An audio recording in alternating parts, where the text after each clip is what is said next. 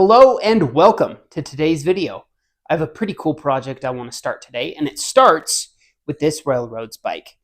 This is a gift from my cousin, and he said, do something with it. And I said, okay.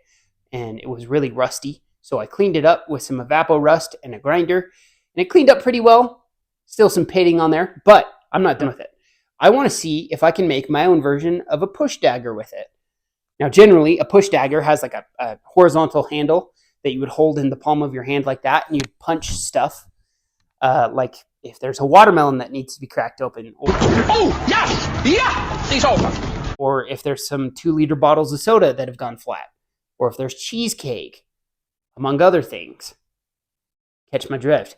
Anyways, I don't really have the abilities right now to forge this into a horizontal handle shape, but I figured with the nail head looking like that on the spike, fits my hand pretty well. Like this, and I can really go to town on some cheesecake if I need to. Oh, right. So I want to clean it up and make it look good. Now, the first part of my plan, I wanted to grind this edge here down to more of a rounded corner so that it fits more comfortably on my thumb there. And then the second part, I wanted to take this point. As you can see, it just comes down to a point like that. I wanted to see if I could grind it into like a 4-pointed point, kind of like a pyramid, because I feel like that would be easier for poking stuff and easier to keep sharp. So after that, after getting the basic grinding in, I just want to clean it up. As you can see, there's a bit more rust on here, and there's pitting. Just clean it up so it looks good, and then I don't know, maybe blue it. So let's get to the grinder and get to work. Remember, safety third.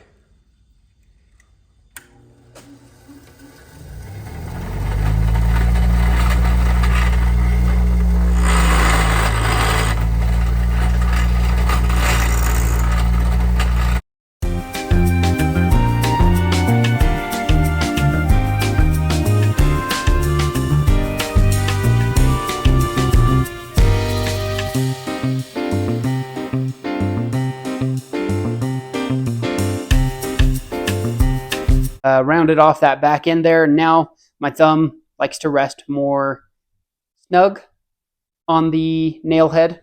Now I'm going to take it to the grinder some more and grind in those two other flats of this point. Try to get a 4-edged, 4-sided point on this spike. So let's get doing to that. Let's get doing to that. I can English.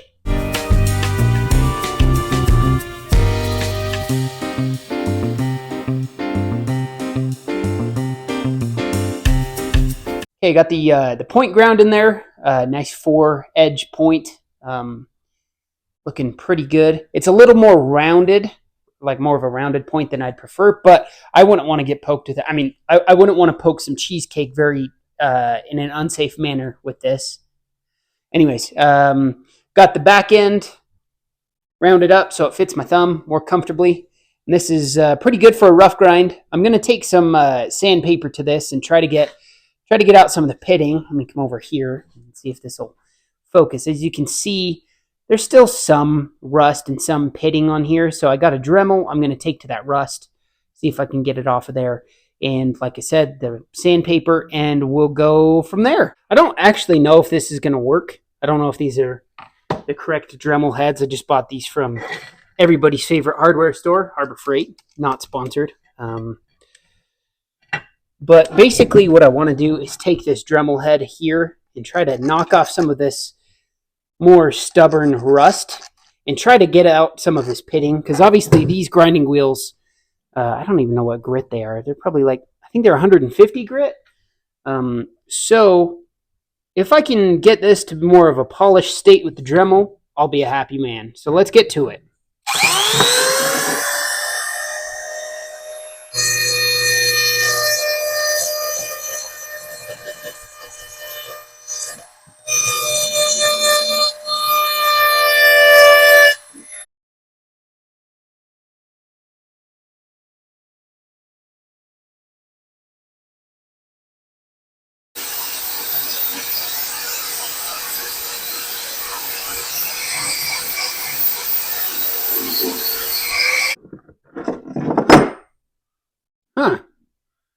Shoot, I should have used that bit from the or that wheel from the beginning.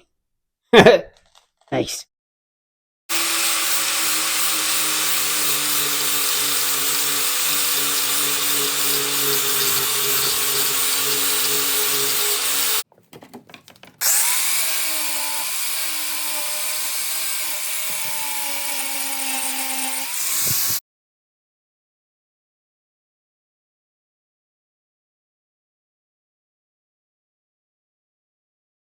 All right, this has turned out pretty well. This cleaned up really nicely with this sandpaper wheel. I should have used this thing from the beginning. That took all that rust and pitting off there like it was nothing.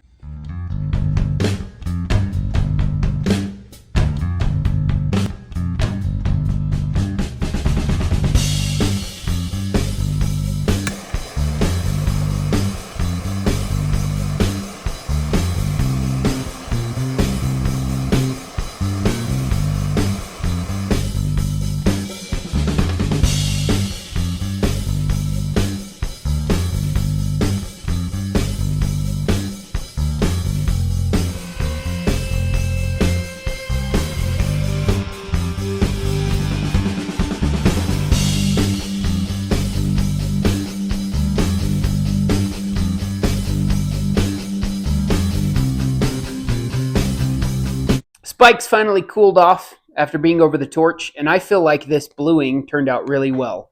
See if I can catch that on camera there.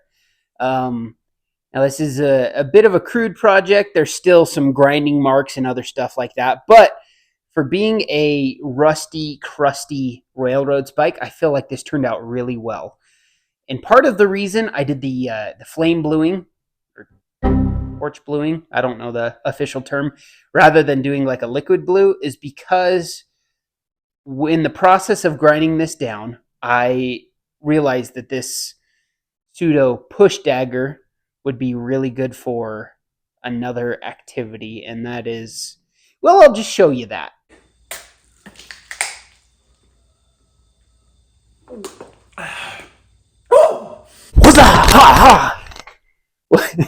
Well, this is a cool project, and I learned some good lessons by doing it. So if you want to see other projects like this or other shenanigans, subscribe. I have a bunch of other projects I want to try out and bring you along for. And if you liked today's video, leave a like and a comment on what was your favorite part. I don't have anything else for you today, though, so have a good one.